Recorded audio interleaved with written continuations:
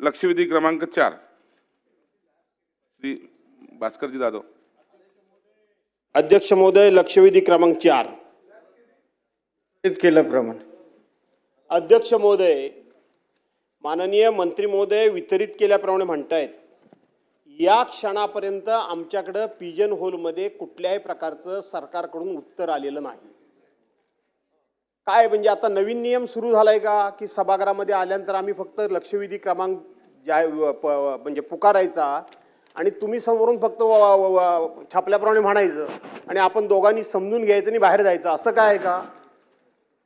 उत्तर कुठे आहे मकरंदजी? ओ मंत्री महोदय, मी माहिती घेतो। तुमच्याकडे उत्तर आहे का नाही, दिलंय की नाही तुम्हाला? माझ्याकडे उत्तर आहे, मी तपासून घेतो। अध्यक्ष महोदय, एक तर आमच्यासारख्या विरोधी पक्ष सदस्याची लक्षवेधी लागत नाही, मोठ्या मुश्किलनी आमचं भाग्य म्हणून ती लागली। वास्तविक आमच्यासारख्या सिनियर सदस्याची लक्षवेधी रेग्युलर सिटिंग मध्ये लागायला पाहिजे, पण ती स्पेशल सिटिंग मध्ये लागली। म्हटलं चला कधीतरी लागली, लवकर येऊन बसलो तर तुमचं उत्तरच नाही। उत्तर नाही काय ते सांगा मला। आमच्याकडे आतापर्यंत या क्षणापर्यंत पिजन होल मध्ये उत्तर नाही। जरा खात्याला फडफडावा, धडधडावा जरा, काय चाललंय हे सगळं तुमचं? असं कामकाज चालतं काय कुठे? तुम्ही स्वतः सांगताय की माझ्याकडे उत्तर आलंय आणि आम्हाला उत्तरच नाही। अध्यक्ष महोदय, तुम्ही पण वास्तविक सरकारला खडसावलं पाहिजे, ही बरोबर नाही पद्धत। इतके कसे काय अधिकारी बेजबाबदार वागू शकतात? इतके कसे गाफील राहू शकतात? काय सांगा, काय म्हणजे संपला विषय? आपण प्रश्न विचारा, उत्तर मी देतो ना आपल्याला। नाही, उत्तर हे यायला पाहिजे। मी स्वतःच उत्तर देतो नाही, उत्तर आलं पाहिजे, हो मी त्याची चौकशी करतो। उत्तर यायला पाहिजे तर काय करायचं पुढे? दुपारी घ्यायची? हा,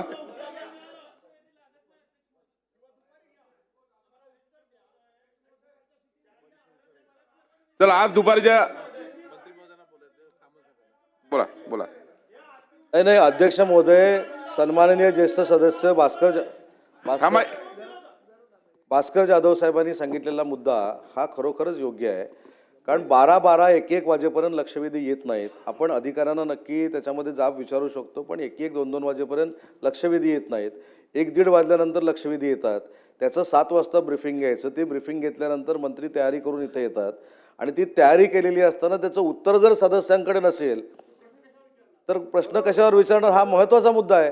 त्याच्यामुळे या लक्षवेधीला कुठंतरी वेळ बंधन ठेवलं पाहिजे। किती वाजेपर्यंत या लक्षवेधी वितरित होतील, किती वाजेपर्यंत लक्षवेधी आम्हाला मिळतील, हे कुठंतरी ठरवून घेतलं पाहिजे ना। 1:30, 2-2 वाजेपर्यंत लक्षवेधी येत नाहीत, त्याला मंत्री तरी काय करणार आहेत? ठीक आहे, याची नोंद घेतली जाईल आणि नोंद घेऊन मान्य अध्यक्षाकडे देऊन याच्यावरती निर्णय घेण्यात येईल। नाही घ्या पुढे, दुपारी, आज दुपारी घेण्यात येईल। ठीक।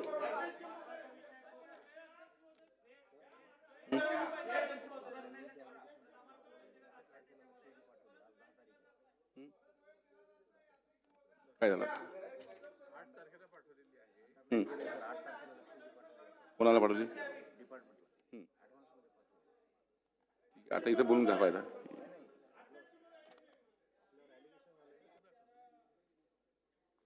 मी सातत्यानं विधिमंडळाचं कामकाज हे सर्वसाधारणपणे नियमानं चालावं, प्रथापरंपरेनं चालावं आणि अध्यक्षांचा त्याच्यावर होल्ड असावा याकरता आग्रही असतो। कदाचित काही मंडळी माझा राग देखील करत असतील, पण अध्यक्ष महोदय, या चेअरला इतकं गृहीत धरणं योग्य नाही। आपण अध्यक्ष म्हणून आत्ता तुम्हाला चेअरपर्सन म्हणून अध्यक्षांचे सगळे अधिकार या क्षणाला लागू होतात। तुम्हाला जर एखादा मंत्री सभागृहात हजर राहणार नसेल तर त्यांनी आपली परवानगी घ्यायला पाहिजे, त्यांनी आपल्याला पत्र द्यायला पाहिजे। एखाद्या ठिकाणी उत्तर आलं नसेल तर पुढे लक्षवेधी ढकलायची असेल तर मंत्र्यांनी आपल्याला रिक्वेस्ट केली पाहिजे। हे काय चाललंय काय सभागृहामध्ये? काय चाललंय सभागृहामध्ये? ही थट्टा, ही चेष्टा, हे विधिमंडळ आहे का काय चाललंय काय? अण्णा, हे काय बरोबर आहे का? सदस्यांनी यायचं, मंत्र्यांनी नाही यायचं, मंत्र्यांनी यायचं, उत्तर नाही यायचं, उत्तर यायचं, लागलेली नसायची। हे चाललंय काय सभागृहामध्ये अध्यक्ष महोदय? फार गंभीर आहे। मकरंद पाटील साहेब, आपण याच्यामध्ये पत्र दिलंय? नाही, सदर लक्षवेधी माझ्याकडे आली होती, परंतु मी ते हस्तांतरित केले जलसंपदा विभागाकडे।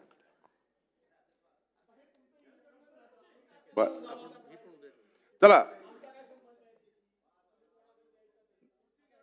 चला ही लक्षवेधी क्रमांक 5 ही सुद्धा उद्या घेण्यात